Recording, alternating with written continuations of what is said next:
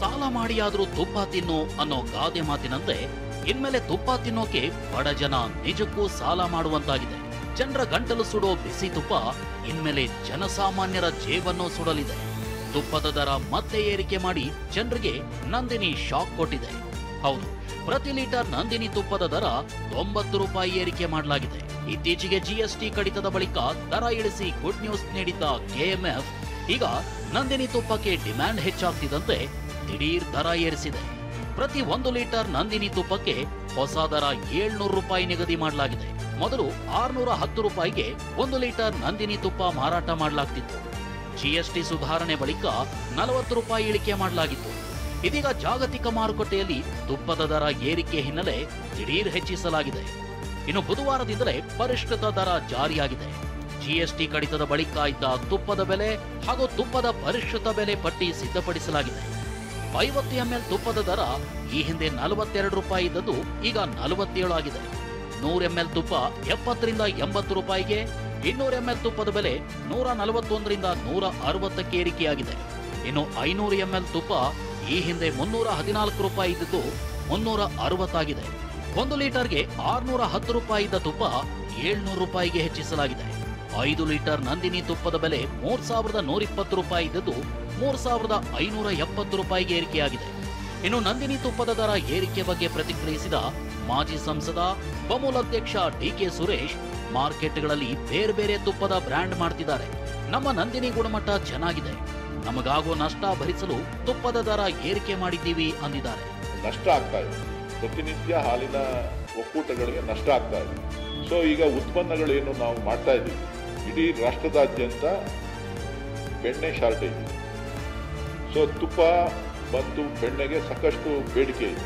ಬೇರೆ ಏನು ಮಾರುಕಟ್ಟೆನಲ್ಲಿ ಅತ್ಯಂತ ಕಡಿಮೆ ದರ ಇದ್ದಿದ್ದೆ ನಮ್ಮ ರಾಜ್ಯದ ಬೆಣ್ಣೆ ಮತ್ತು ತುಪ್ಪಕ್ಕೆ ಎಲ್ರಿಗಿಂತ ಕಡಿಮೆ ಇದೆ. ನಂದಿನಿ ತುಪ್ಪದ ದರ ಏರಿಕೆ ಮಾಡಿದ ರಾಜ್ಯ ಸರ್ಕಾರದ ನಿರ್ಧಾರವನ್ನ ಬಿಜೆಪಿ ಎಂಎಲ್ಸಿ ಸಿಟಿ ರವಿ ಖಂಡಿಸಿದ್ದಾರೆ. ಆಡು ಮುಟ್ಟದ ಸೊಪ್ಪಿಲ್ಲ, ಸಿದ್ದರಾಮಯ್ಯ ಏರಿಕೆ ಮಾಡದ ದರವೇ ಇಲ್ಲ ಅಂತ ಚಾಟಿ ಬೀಸಿದ್ದಾರೆ. ಬಹುಶಃ ನಮ್ಮ ಮುಖ್ಯಮಂತ್ರಿ ಸಿದ್ದರಾಮಯ್ಯನವರು ಆಡು ಮುಟ್ಟದ ಸೊಪ್ಪಿಲ್ಲ ಅನ್ನುವುದನ್ನ ಇವರು ಸಿದ್ದರಾಮಯ್ಯನವರು ತಟ್ಟದೇ ಇರುವಂಥ ತೆರಿಗೆ ಇಲ್ಲ ಅಂತ ಬದಲಾಯಿಸ್ಕೊಂಡ್ಬಿಟ್ಟಿದ್ದಾರೆ. ಎಲ್ಲದನ್ನೂ ಬೆಲೆ ಏರಿಕೆ ಮಾಡಿ ಬೆಲೆ ಏರಿಕೆ ಸೂರ ಆಗ್ಲಿಕ್ಕೆ ಹೊರಟಿದ್ದಾರೆ ಅಂತ ಅನ್ಸುತ್ತೆ. ಮತ್ತೊಂದೆಡೆ ಸಾಲ ಮಾಡಿಯಾದ್ರೂ ತುಪ್ಪ ತಿನ್ನು ಅನ್ನೋ ಗಾದೆ ಮಾತಿನಂತೆ ಗ್ರಾಹಕರ ಹೊಟ್ಟೆ ಮೇಲೆ ಹೊಡೆದು ಕಾಂಗ್ರೆಸ್ ಸರ್ಕಾರ ತುಪ್ಪ ತಿಂತಾ ಇದೆ ಅಂತ ಟ್ವೀಟ್ ಮಾಡಿ ಕಾಂಗ್ರೆಸ್ ವಿರುದ್ಧ ಜೆಡಿಎಸ್ ಆಕ್ರೋಶ ಹೊರಹಾಕಿದೆ. ಪ್ರತಿ ಟನ್ ಕಬ್ಬಿಗೆ 3500 ರೂಪಾಯಿ ಕೊಡಲೇಬೇಕು ಅಂತ ಪಟ್ಟು ಹಿಡಿದ ರೈತರು ಕಳೆದ 7 ದಿನಗಳಿಂದಲೂ ಪ್ರತಿಭಟನೆ ನಡೆಸಿದ್ದಾರೆ. ಬುಧವಾರ ಸಂಜೆ ಬೆಳಗಾವಿಯ ಗುರ್ಲಾಪುರಕ್ಕೆ ಸಚಿವ ಎಚ್.ಕೆ. ಪಾಟೀಲ್ ಆಗಮಿಸಿದರು. ಈ ವೇಳೆ ರೈತರು ಸಚಿವರಿಗೆ ತಮ್ಮ ಸಮಸ್ಯೆ ವಿವರಿಸಿದರು. ಸಮಸ್ಯೆ ಕೇಳಿದ ಸಚಿವರು ನಾಳೆ ಸಿಎಂ ಜೊತೆಗೆ ಸಭೆಗೆ ಆಹ್ವಾನಿಸಿದರು.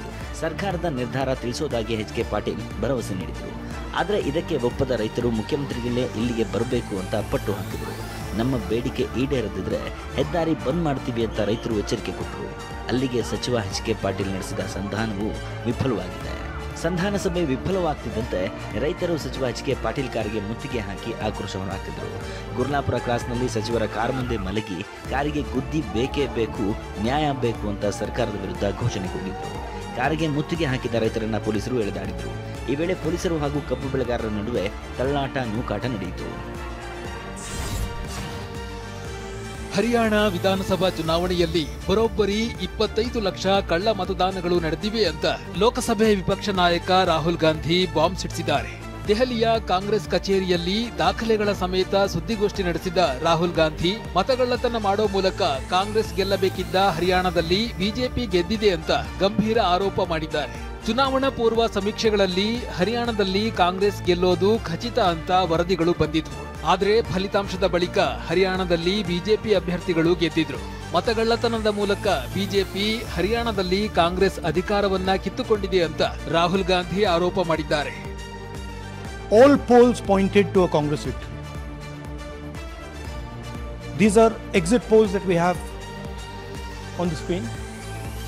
5 top exit polls after the elections have taken place are saying Congress is sweeping from 58, 54 to 62 seats. Some are giving BJP 20, some are giving BJP 28. But it's very clear that this is a massive sweep. ಇನ್ನು ಹರಿಯಾಣ ವಿಧಾನಸಭಾ ಚುನಾವಣೆಯಲ್ಲಿ 25 ಲಕ್ಷ ಮತಗಳ್ಳತನ ನಡೆದ ಬಗ್ಗೆ ನಮ್ಮಲ್ಲಿ ದಾಖಲೆಗಳಿವೆ. ಕರ್ನಾಟಕದ ಬೆಂಗಳೂರಿನ ಮಹದೇವಪುರ, ಕಲಬುರಗಿಯ ಆಳಂದ, ಮಹಾರಾಷ್ಟ್ರ, ಗೋವಾ ಸೇರಿದಂತೆ ಹಲವೆಡೆ ಮತಗಳವು ಪ್ರಕರಣ ಆಗಿತ್ತು. ಅದೇ ರೀತಿ ಹರಿಯಾಣ ವಿಧಾನಸಭಾ ಚುನಾವಣೆಯಲ್ಲೂ ಮತಗಳ್ಳತನ ನಡೆದಿದೆ ಅಂತ ರಾಹುಲ್ ಗಾಂಧಿ ಖಡಾಖಂಡಿತವಾಗಿ ಹೇಳಿದ್ದಾರೆ. 5 lakh vote chori in Haryana, 5 categories. Duplicate voters, 5,21,000. Invalid addresses, 93,000. Bulk voters, 19 lakhs. And notice that we've left those two empty. Misuse of Form 6 and Form 7. ಹರಿಯಾಣದಲ್ಲಿ 25 ಲಕ್ಷ ಕಳ್ಳ ಮತದಾನ ಆಗಿದೆಯಂತ ಬಾಂಬ್ ಸಿಡಿಸಿರುವ ರಾಹುಲ್ ಗಾಂಧಿ ಹರಿಯಾಣ ಸಿಎಂ ಚುನಾವಣಾ ಫಲಿತಾಂಶಕ್ಕೂ ಮುನ್ನ ಮಾತನಾಡಿದ್ದ ಹೇಳಿಕೆಯ ವಿಡಿಯೋವನ್ನ ತೋರಿಸಿದ್ದಾರೆ. ಫಲಿತಾಂಶ ಬರುವ ಮೊದಲೇ ಹೇಗೆ ಮಾತನಾಡಿದ್ದಾರೆ ನೋಡಿ. ಬಿಜೆಪಿ ಸರ್ಕಾರವನ್ನ ರಚಿಸಲು ಎಲ್ಲಾ ವ್ಯವಸ್ಥೆ ಮಾಡಲಾಗಿದೆ ಅಂತ ಸ್ವತಃ ಹರಿಯಾಣದ ಸಿಎಂ ಹೇಳಿದ್ರು ಅಂತ ಆರೋಪಿಸಿದ್ದಾರೆ. मैंने शुरू से ये कहा है कि भारतीय जनता पार्टी एक तरफा सरकार बना रही है. हमारे पास सारी व्यवस्थाएं हैं, आप चिंता मत करिए. ಇನ್ನು ಎಲ್ಲ ವ್ಯವಸ್ಥೆ ಮಾಡಲಾಗಿದೆ ಅಂದ್ರೆ ಅದು ಯಾವ ರೀತಿಯ ವ್ಯವಸ್ಥೆ ಅಂತ ರಾಹುಲ್ ಪ್ರಶ್ನಿಸಿದ್ದಾರೆ. ಈ ಮತಗಳ್ಳತನದ ಮೂಲಕ ಹರಿಯಾಣದಲ್ಲಿ ಕಾಂಗ್ರೆಸ್ ಗೆಲುವನ್ನ ಕಿತ್ತುಕೊಂಡಿದ್ದಾರೆ ಅಂತ ಆರೋಪಿಸಲಾಗಿದೆ. Please notice the smile on his face. And please notice the word Vyavastha. What exactly is the Vyavastha that the Chief Minister of Haryana is talking about? ಹರಿಯಾಣದಲ್ಲಿ 25 ಲಕ್ಷ ಕಳ್ಳ ಮತದಾನ ಆಗಿದೆ ಅಂತ ದಾಖಲೆಗಳನ್ನ ವಿವರಿಸಿ ಬಾಂಬ್ ಸಿಡಿಸಿರುವ ರಾಹುಲ್ ಗಾಂಧಿ ಮತ್ತೊಂದು ಗಂಭೀರ ಆರೋಪ ಮಾಡಿದ್ದಾರೆ. ಬ್ರೆಜಿಲ್ನ ಮಾಡೆಲ್ ಫೋಟೋ ಇರುವ ಈಕೆ ಹರಿಯಾಣದ 10 ಬೂತ್ಗಳಲ್ಲಿ 22 ಬಾರಿ ಮತದಾನ ಮಾಡಿದ್ದಾಳೆ. ಅಷ್ಟಕ್ಕೂ ಈಕೆ ಯಾರು? ಈಕೆಗೂ ಹರಿಯಾಣಕ್ಕೂ ಏನು ಸಂಬಂಧ ಅಂತ ಮತದಾರರ ಪಟ್ಟಿ ಸಮೇತ ಪ್ರಶ್ನಿಸಿದ್ದಾರೆ. Is she from Haryana? You sure? You absolutely sure she's not from Haryana? Okay, but she votes 22 times in Haryana and she votes in 10 different booths in Haryana. And she's got multiple names: Seema, Sweetie, Saraswati, Rashmi, Vimla. She's from Brazil. She's a Brazilian model. Rahul Gandhi ಮತಗಳ್ಳತನದ ಬಗ್ಗೆ ಮತ್ತೊಮ್ಮೆ ಮಾಡಿರೋ ಆರೋಪ ಸತ್ಯ ಅಂತ tweet ಮೂಲಕ CM Siddaramaiah ಬೆಂಬಲಿಸಿದ್ದಾರೆ. ದೇಶದ ಚುನಾವಣಾ ವ್ಯವಸ್ಥೆಯಲ್ಲಿ ನಡೆಯುತ್ತಿರುವ ವ್ಯವಸ್ಥಿತ ಅಕ್ರಮಗಳ ಕರಾಳ ಮುಖವನ್ನು ಲೋಕಸಭೆಯ ವಿಪಕ್ಷ ನಾಯಕರಾದ ರಾಹುಲ್ ಗಾಂಧಿ ಅವರು ಮತ್ತೊಮ್ಮೆ ಬಹಿರಂಗಪಡಿಸಿದ್ದಾರೆ.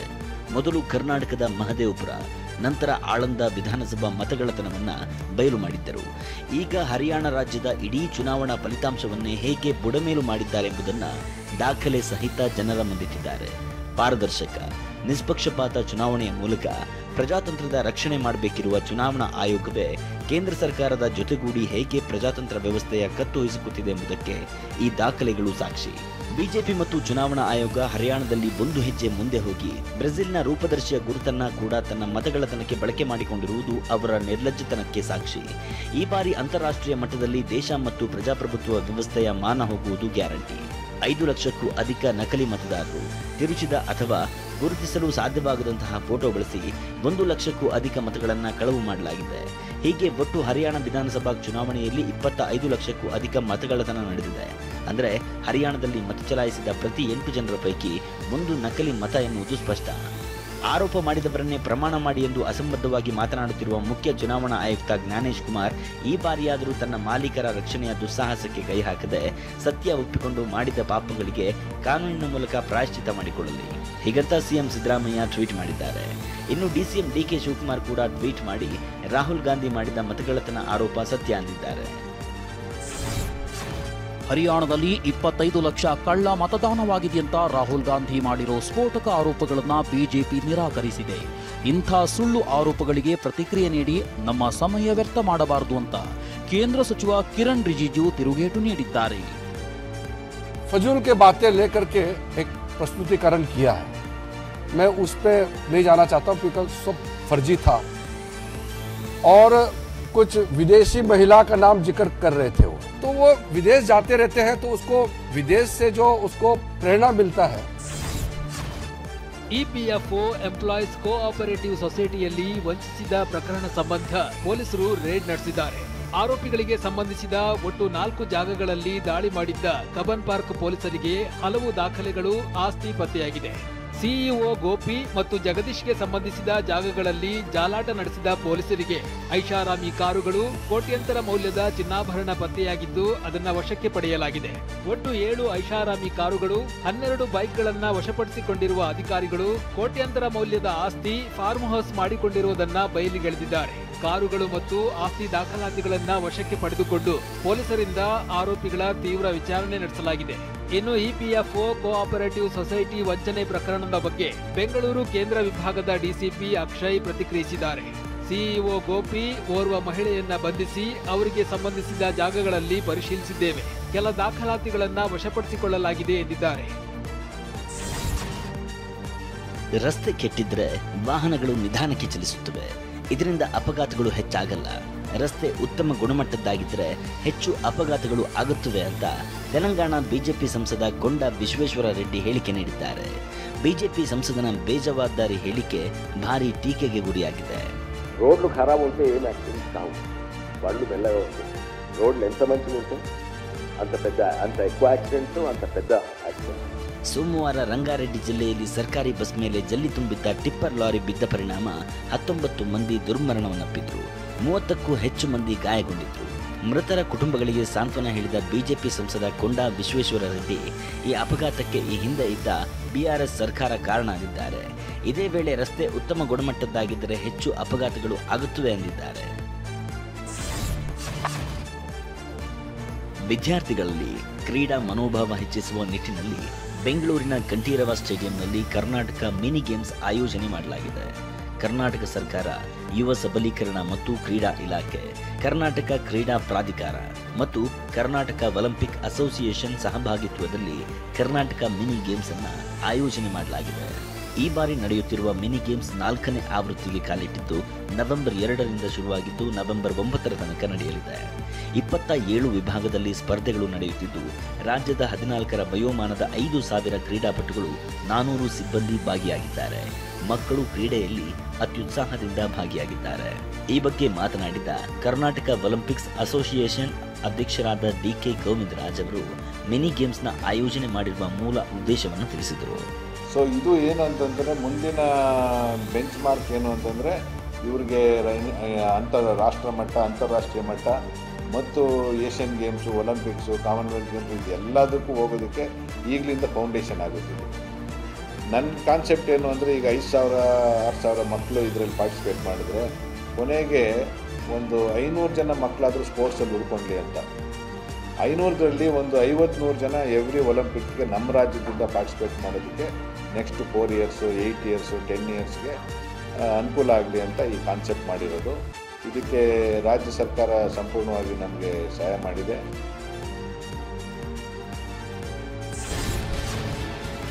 ವಿವಾದಾತ್ಮಕ ಹೇಳಿಕೆ ನೀಡಿದ್ದ ಆರ್ಎಸ್ಎಸ್ ಮುಖಂಡ ಕಲ್ಲಡ್ಕ ಪ್ರಭಾಕರ್ ಭಟ್ ಪುತ್ತೂರು ಗ್ರಾಮಾಂತರ ಪೊಲೀಸ್ ಠಾಣೆಗೆ ವಿಚಾರಣೆಗೆ ಹಾಜರಾಗಿದ್ದರು. ಪುತ್ತೂರು ಗ್ರಾಮಾಂತರ ಠಾಣೆಯ ತನಿಖಾಧಿಕಾರಿ ನೋಟಿಸ್ ನೀಡಿದ್ದ ಹಿನ್ನೆಲೆ ವಿಚಾರಣೆಗೆ ಹಾಜರಾಗಿದ್ದರು. ಅಕ್ಟೋಬರ್ 20ರಂದು ಪುತ್ತೂರು ಉಪ್ಪಳಿಗೆಯಲ್ಲಿ ನಡೆದ ದೀಪೋತ್ಸವ ಕಾರ್ಯಕ್ರಮದಲ್ಲಿ ಧಾರ್ಮಿಕ ದ್ವೇಷ ಪ್ರಚೋದಿಸುವ, ಮಹಿಳೆಯರ ಘನತೆಗೆ ಧಕ್ಕೆ ಉಂಟು ಮಾಡುವ ಹೇಳಿಕೆಯ ಆರೋಪದಡಿ ಪುತ್ತೂರು ಗ್ರಾಮಾಂತರ ಠಾಣೆಯಲ್ಲಿ ಪ್ರಭಾಕರ್ ಭಟ್ ವಿರುದ್ಧ ಎಫ್ಐಆರ್ ದಾಖಲಾಗಿತ್ತು. ಸದ್ಯ ಪುತ್ತೂರು ಕೋರ್ಟ್ನಲ್ಲಿ ಪ್ರಭಾಕರ್ ಭಟ್ ನಿರೀಕ್ಷಣಾ ಜಾಮೀನು ಅರ್ಜಿ ಸಲ್ಲಿಸಿದ್ದು ಅರ್ಜಿ ವಿಚಾರಣೆ ಮುಗಿಯುವವರೆಗೆ ಬಲವಂತದ ಕ್ರಮ ಬೇಡ ಅಂತ ಕೋರ್ಟ್ ಹೇಳಿದೆ. ಕಾಂಗ್ರೆಸ್ ಮುಖಂಡ ಹನುಮಂತರಾಯಪ್ಪ ಹಾಗೂ ಬಿಜೆಪಿ ಶಾಸಕ ಮುನಿರತ್ನ ಬೆಂಬಲಿಗರ ಮಧ್ಯೆ ಘೋಷಣೆಗಳ ಘರ್ಷಣೆಯಾಗಿದೆ.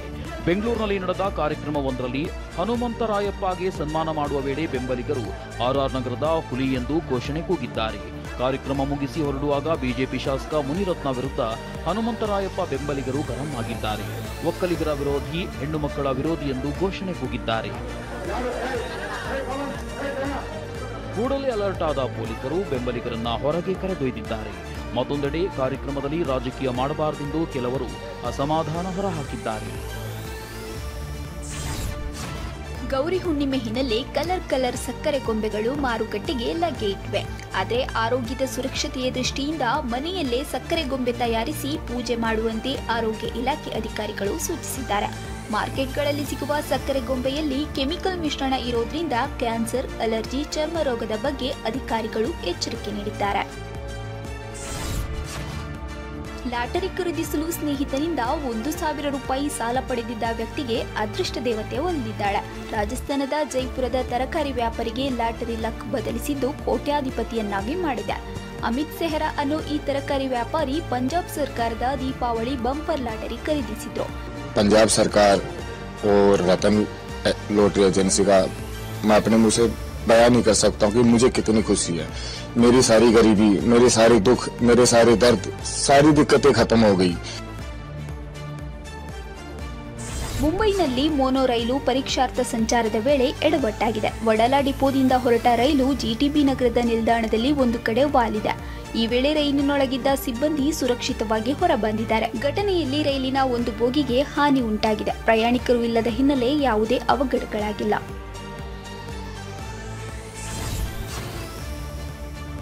ನಿನ್ನೆ ವಿಧಿವಶರಾದ ಕಾಂಗ್ರೆಸ್ ಶಾಸಕ ಎಚ್.ವೈ. ಮೇಟಿ ಅಂತ್ಯಕ್ರಿಯೆ ಅವರ ಸ್ವಗ್ರಾಮ ಬಾಗಲಕೋಟೆಯ ತಿಮ್ಮಾಪುರದಲ್ಲಿ ನಡೆಯಿತು. ಕುರುಬ ಸಂಪ್ರದಾಯದಂತೆ ಅಂತಿಮ ವಿಧಿವಿಧಾನ ನಡೆಯಿತು. ಚೊಚ್ಚಲ ಬಾರಿಗೆ ಏಕದಿನ ವಿಶ್ವಕಪ್ ಗೆದ್ದಿರೋ ಭಾರತದ ವನಿತೆಯರ ತಂಡಕ್ಕೆ ಪ್ರಧಾನಿ ನರೇಂದ್ರ ಮೋದಿ ಔತಣಕೂಟ ಏರ್ಪಡಿಸಿದ್ದಾರೆ. ದೆಹಲಿಯಲ್ಲಿರುವ ಪ್ರಧಾನಿ ನಿವಾಸದಲ್ಲಿ ವಿಶ್ವಕಪ್ ವಿಜೇತರಿಗೆ ಮೋದಿ ಅಭಿನಂದನೆ ಸಲ್ಲಿಸಿದ್ದಾರೆ. ಮತ್ತೊಂದೆಡೆ ಟ್ರೋಫಿಯ ಟ್ಯಾಟೂ ಹಾಕಿಸಿಕೊಳ್ಳುವ ಮೂಲಕ ಭಾರತ ತಂಡದ ನಾಯಕಿ ಹರ್ಮನ್ ಪ್ರೀತ್ ಕೌರ್ ಖುಷಿ ಹಂಚಿಕೊಂಡಿದ್ದಾರೆ. ನನ್ನ ಚರ್ಮ ಮತ್ತು ಹೃದಯದಲ್ಲಿ ಶಾಶ್ವತವಾಗಿ ಕೆತ್ತಲಾಗಿದೆ ಎಂದು ಇನ್ಸ್ಟಾಗ್ರಾಂನಲ್ಲಿ ಕೌರ್ ಪೋಸ್ಟ್ ಹಾಕಿದ್ದಾರೆ.